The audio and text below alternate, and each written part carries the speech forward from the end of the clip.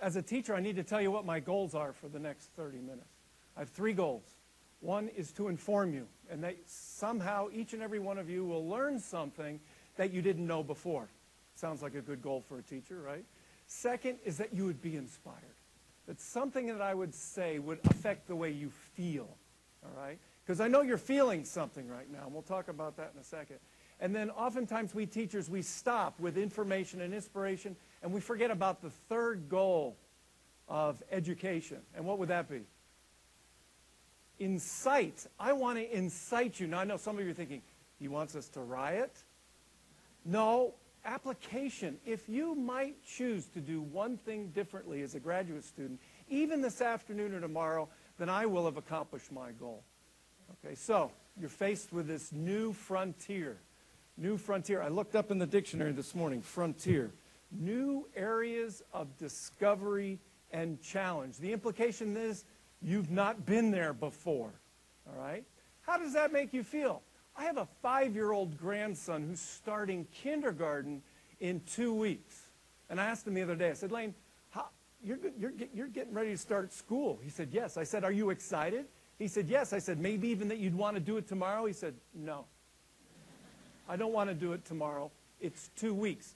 He's excited about it, but he's also extremely apprehensive about that new frontier that he's facing. And I think, as I remember when I was a graduate student, that new frontier was very exciting, but it was also extremely anxiety-producing. So if you're being honest with yourself, and I'm not going to ask for a show of hands, maybe some of you are experiencing a little bit of anxiety. I remember when I was in graduate school, I took my first graduate course with Dr. Dale Kretschmann, horticultural physiology. For those of you who know, I'm in horticultural science. And went into the class, and we got journal articles to read. And he said, okay, the assignment is read the journal article and come in and be ready to talk about it the next class period. Next class period, I went in, I sat down, and Dr. Kretschmann stood up there, and he said, Lane, what did you think about that first article? And I said, well, in the first article, the material and methods were blah, blah, blah, blah, blah, blah, blah. Then they did this, dot, dot, dot, and then they concluded this. He said, I didn't ask you what was in the article. I asked you what you thought about that article. I almost quit graduate school that day. I went home, I looked at my wife, and I said, I can't do this. And then a week later, my major professor, you know, the guy I picked the school to work with, went in his office, he said, oh, by the way, he said, I'm leaving the university. I'm going to Auburn. You're welcome to come with me if you like. I almost quit graduate school a second time in 1 week. So yes, it's a new frontier, and let's be honest. It's new, it's challenging. You're going to be anxious about some of these things, and that's okay. So my job is to share with you 10 things, 10 points to the secret to being a success as a graduate student. And of course, I was told that, you know, in your scavenger hunt, it's going to ask you for those 10 things. So you might need to write something down, because you'll notice there's no PowerPoint. PowerPoint is the devil. Research shows that people can actually learn things by writing things down themselves. So maybe you might want to consider doing that. Okay, so 10 steps to being a successful graduate student. Number 1, probably the most important. You've heard it probably 3 times already. You'll hear it 4 or 5 more times. Okay? The most important relationship that you will have as a graduate student is with your major professor, with your advisor. Seek out to develop that professional relationship. Guys, you're professionals now, and it's time to develop that professional relationship. Communication is the key. More often than not, we get boogered up as students because there's been some level of miscommunication. Do not assume. Ask. And spend time with your major professor. My major professor was Dr. Stephen Still at the Ohio State University. Dr. Still and I were professional colleagues. He was my major professor. I was one of his graduate students. The relationship went beyond professional. It was also personal. I got to know him. I got to know his wife, his 5 children. We used to play basketball, full court basketball on Monday afternoons, the grad students, and 2 faculty members in the department. Dr. Still was one. He was balding. He had a comb over. By the end of the first run down the court, that comb over was hanging down here like this. And I still give him a hard time about it today. My wife and I We're expecting our first child while we're in graduate school. Talk about a new frontier. I saw a couple walk in with what looked like a newborn today. More than one new frontier as you go through graduate school. We were invited over to Steve's and his wife's house for dinner. She was pregnant. We walked in the house, and there were his 5 kids, ages 7 on down to newborn. And the 4-year-old had a crayon and was running through the hallway, drawing on the walls. The house was a mess. It was a madhouse. My wife and I got in the car, driving back to our apartment. She broke down, started crying, and said, "What have we done?" All 5 of Steve's kids ended up being PhD candidates and graduated. It's a curious thing. But today, even after he's retired, he and I stay in touch. And that relationship has more value than just the fact that he was my major professor. But when I was there, that relationship was integral to me completing my graduate work at Ohio State. So guys, your advisor is so important. And if they don't meet your needs, then seek out others who can and will mentor you. It's absolutely essential because it also teaches you how to be a mentor to others when you switch places. So that's number 1, your advisor. Number 2, I'm going to read this. No, it's okay and expected to not know. Oh yeah, you guys are all the cream of the crop undergraduates. Now you're in graduate school and you have to show that you know everything. No, actually it's expected. Proper graduate student behavior, the proper answer would be, I don't know. What do I do? How do you do that? What do you do on a daily basis? Do you all know how your daily routine's going to go? It's okay if you don't. Don't freak out that you don't know. And ask questions. Don't be afraid to ask questions. This graduate school thing's a process. It's about becoming collegial, where you develop relationships with your peers, your other graduate students, faculty members in the department, other faculty members outside of the department. It's a process, and to not know is perfectly normal. Remember, number 3, you are working for yourself now. The buck stops there. Okay? I get really nervous when I hear Rhonda talk. That's not the first time I've heard Rhonda talk. And at the end of that, I kind of think, okay, have I taken credit for anybody else's? I get really scared. You know why? You're working for yourself now. You're making your own schedule. You set your own goals and objectives. Professionalism. It's about being a professional. Professional behavior requires attention to detail. I applied to a number of graduate schools when I was an undergrad, and one of them was at the University of Delaware. It was a special program. I wrote a letter. That's how we did things back then. We wrote a letter. I wrote a letter, and in there I talked about how I really wanted to go to the University of Delaware, how the program at the University of Delaware was fantastic. I wrote University of Delaware 9 times in my letter. Misspelling Delaware all 9 times. I really want to go to the University of Delaware. Say, well, you should have proofread that. Oh, I did. And many of you know, well, you don't have to worry about that now because we have spell check. Spell check just takes the wrong word, what you think is the right word, makes it the wrong word. And all of a sudden now, pot gets involved, and it shouldn't have been in there. Contrary to popular belief, and contrary to popular television, okay, the secret to success is not being difficult. You're working for yourself now. It's important to promote yourself. And unlike reality TV, where the villain gets all the attention, guys, I got news for you. That's not how the real world works, and that's what we're in now. This is the real world. Number 4, ask questions. If you're not asking 10 to 30 questions a day, then you're not going to be successful as a graduate student. Seek counsel. Did anybody ever see that mini-series called John Adams? Wasn't that great? He sought counsel. He was one of the founding fathers, and he would spend hours seeking the wise counsel of his wife. Okay? Find those individuals who have wise judgment and seek their counsel. It doesn't just have to be in your discipline, but about making decisions. But within the context of your discipline, your advisor, the director of graduate program is invaluable source of information in your department. In addition, their assistant probably knows more than the director of the graduate program, and he or she becomes a major conduit of information and help with questions you might have. Other graduate students, if you ask yourself when you're making decisions, have I sought wise counsel? Is this a wise decision? There's a difference between the right decision and a wise decision. Okay? Sometimes the right decisions are somewhat foolish.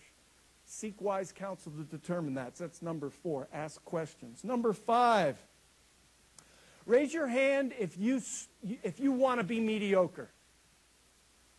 Okay? How about above average?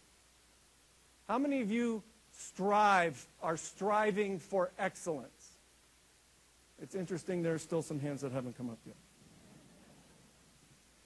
Okay? I didn't say be excellent, because none of us can make all the right choices, all right, and do all the right things, but we can certainly strive for that.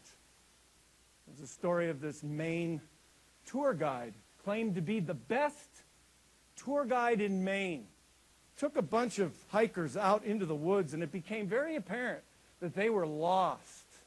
One of the hikers turned to the Maine tour guide and said, "Dude, we're lost. I thought you said you were the best tour guide in Maine." He said, "I am, but we're not in Maine anymore."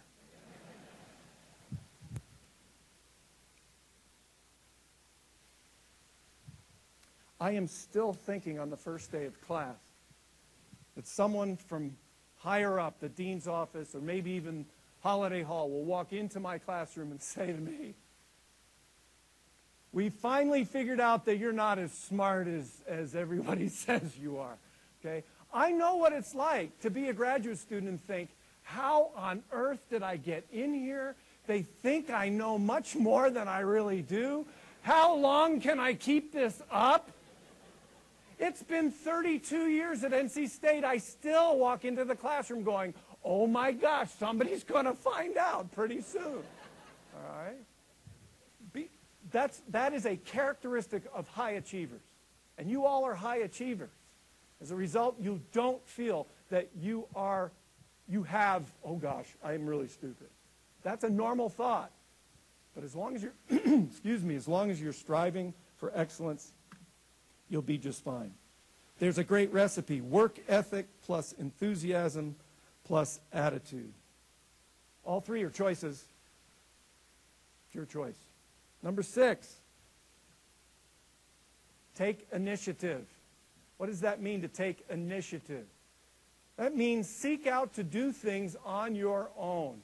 There's an opportunity for this. Let me tell you about an opportunity. Preparing Future Leaders, the PFL program here in the graduate school at NC State University. Preparing Future Leaders. That's an opportunity for you to elect, to select, to do. If you don't do it, will you not get your degree? No. But if you do it, then you have taken the initiative to improve professionally. Take initiative. I'm going to give you a name. His name is Jared Barnes. Jared Barnes. Jared Barnes is a graduate student. He's a PhD student in our department who takes initiative. We have a group of growers who are coming. We need someone to give a little talk about greenhouse management. We don't have a faculty member who's available. Graduate students, would anybody be interested? I'll do it. Jared Barnes takes initiative. We were just at a big trade show for horticulture. He was on the program. Why was he on the program? Because someone sent out an email and said, we need someone to come talk about garden center operation. And he said, I'll do it. I want Jared Barnes on my faculty.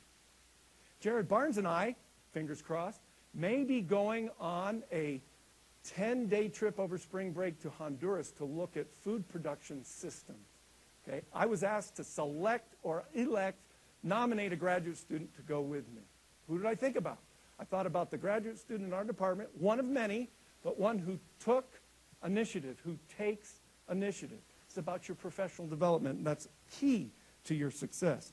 I know. Well, my advisor doesn't want me to do that. He wants me to do the research. You need to have a discussion with your advisor about what's best for you professionally, and here's the key. You need to be honest about what it is you really want to do with your professional life. And sometimes that might create a rub or a discussion within the context of what your advisor thinks you should be doing in your professional life. That's the truth. I'm not walking in a place that, well, I am. I'm walking in a place that's very uncomfortable, but it's the truth. And you need to be honest with yourself about what it is. Otherwise, you're going to wake up one morning and go, how on earth did I get here, and how is it that I'm going to keep doing this? I hate it. And there's nothing worse than not enjoying what you're doing. That's just being honest with yourself. So volunteer. Carve out time to volunteer. Take initiative, number 6. Number 7, most important, other than the other 6 that I shared with you already. Practice professional respect. Say, oh yeah, okay, I will respect my peers. The other graduate students, the other students that you're involved with, practice professional respect. Be respectful. Professors, oh, absolutely, you have to respect them. Okay. Staff, guys, departments don't run without good staff. And oftentimes they get ignored. Please treat the staff with valuable respect. Respect those individuals because they're the glue that holds it all together. And lastly, if you're going to teach and you're going to teach undergraduates, give your students respect. No, they have to earn respect first. They have to behave in a way where I will respect them. No, I'm sorry. As a teacher of, gosh, almost 40 years, my main opinion is very simply this. As a teacher, as a professor, classroom instruction, laboratory instruction, it is my obligation to respect my students. Yes, but Bryce, some of them are going to take advantage of you. Yes, they will. But I don't want to be that professor who's totally unreasonable and disrespectful to the one student that deserved that behavior. Oh, then you're going to play the fool. Sometimes, yes, and I'm willing to accept that, and because I believe that as undergraduates, they deserve respect. Now, how many of you were undergraduates just a short while ago? Okay, I rest my case. Wouldn't you want to be treated respectfully?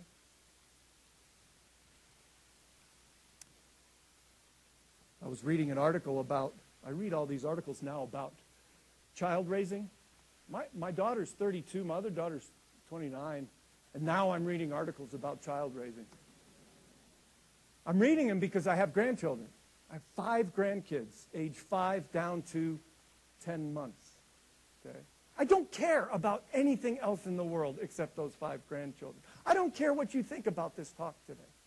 I really don't. Because when I walk home, all 5 grandkids are going to hold their arms wide open and go, Poppy! And they're not going to go, how did your talk at the graduate orientation go? Was it good or was it bad? Anyway, I was reading one of these articles about child raising. The article was saying that kids aren't being taught by their parents to be polite anymore. Do you know the value of being polite?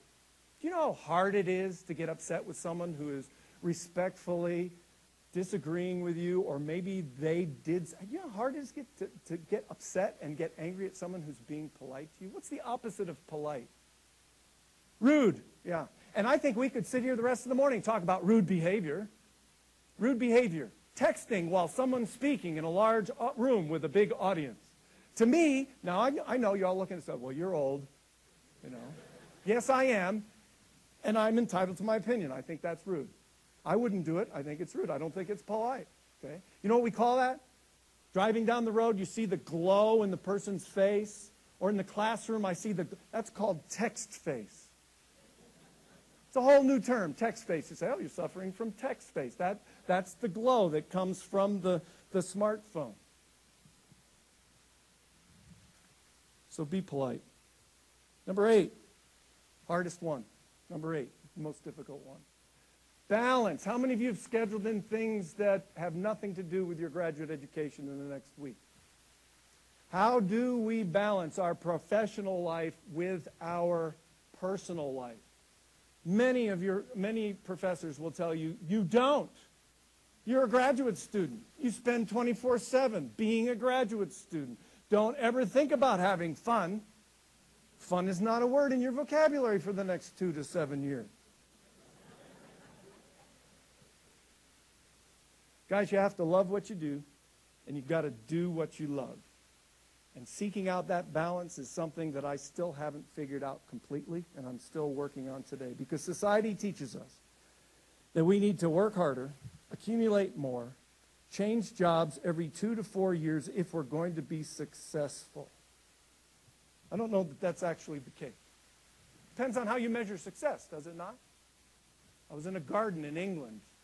Been blessed to be able to travel all over the world and visit botanical gardens, nurseries. It's within context of my discipline. And I was in a botanical garden in England, a big, huge estate. And I was walking around this garden, and there was an elderly man weeding a bed of peonies. And I scared him. Oh, he stood up. We got to talking. He was a gardener for a garden about the size of this room, part of a bigger estate. And he'd been gardening there, and he said, yes, this is my area. I'm responsible for this. And we got to talking. I said, well, how long have you been here at Chatsworth Estate? And he said, oh, I started when I was 16 years old. I said, well, how old are you now?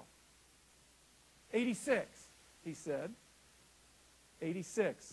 So, math majors out there. How many years has he worked at the same organization, the same place, in the same area? 70 years.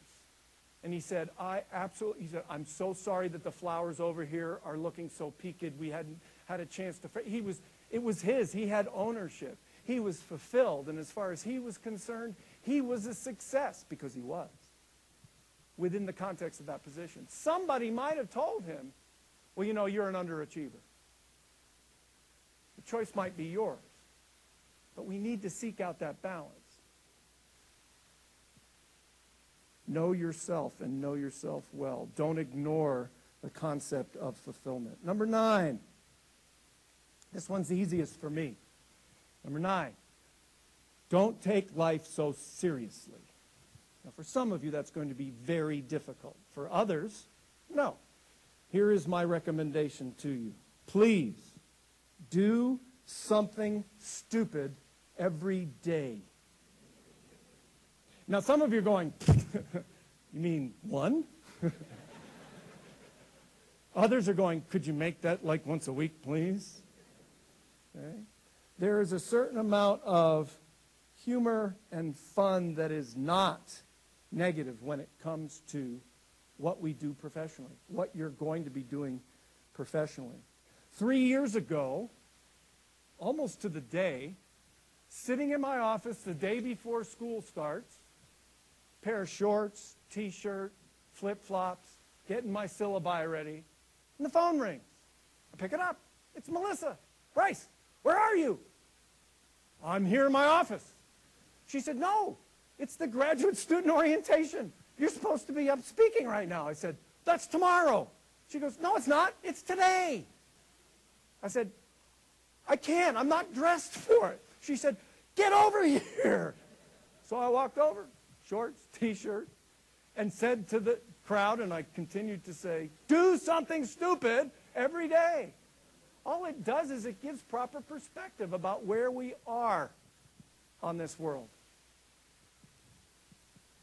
Guys, pay attention to the nudges that life gives you, because life will give you nudges, and those nudges will help guide you as you plan for your career. Don't ignore them, because sometimes those nudges will change your life. And number 10, you know, it's all about relationships. As I look at my graduate experience, as I look at 30-plus years as a faculty member at this institution, when I leave this place, this institution, it's the relationships that really make the difference. Don't forget that. Because if I could put a list together, this list of individuals that I would include, and this list is an important list to me because, well, let me back up. How many of you want to be great? Greatness, okay? Want to be great. You know, I believe that our greatness is not 100% reflection of just our own efforts.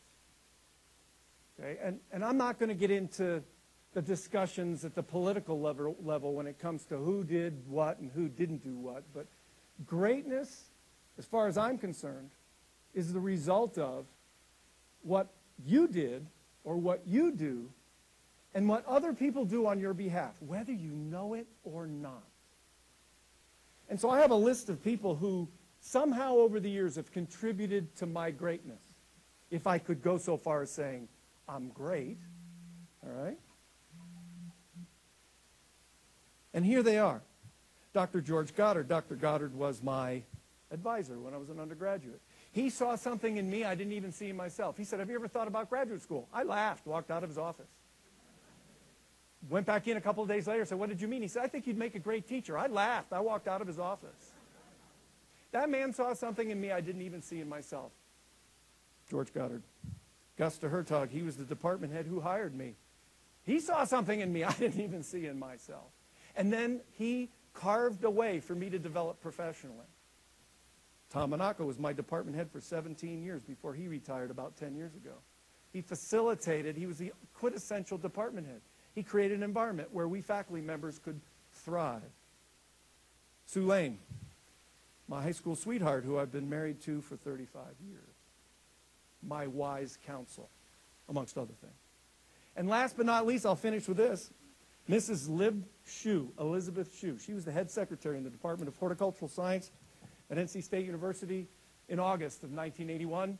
I came to my first job, my first office, and I went to new faculty orientation, and I met with the business office, and they said, you will be paid monthly, and because you weren't here back in May, your first paycheck, this was August, your July and August paycheck will come at the end of September with your September paycheck.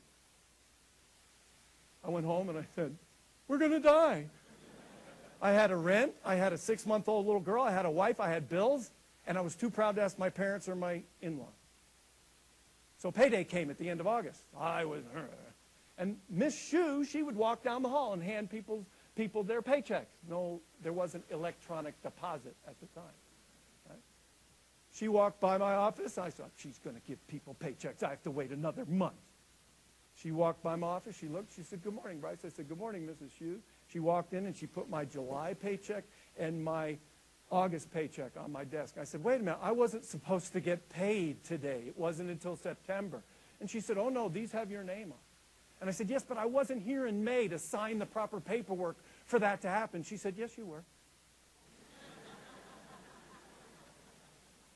Mrs. Lib Shue forged my signature, and she said, you know, I thought maybe a young man with a little baby and a wife coming to a new job might need the money more than the state of North Carolina. It's all about relationships, and seek out opportunities to get to know the people you'll be working with. I wish you all the best in the future, and I know that you will be successful. Thank you very much.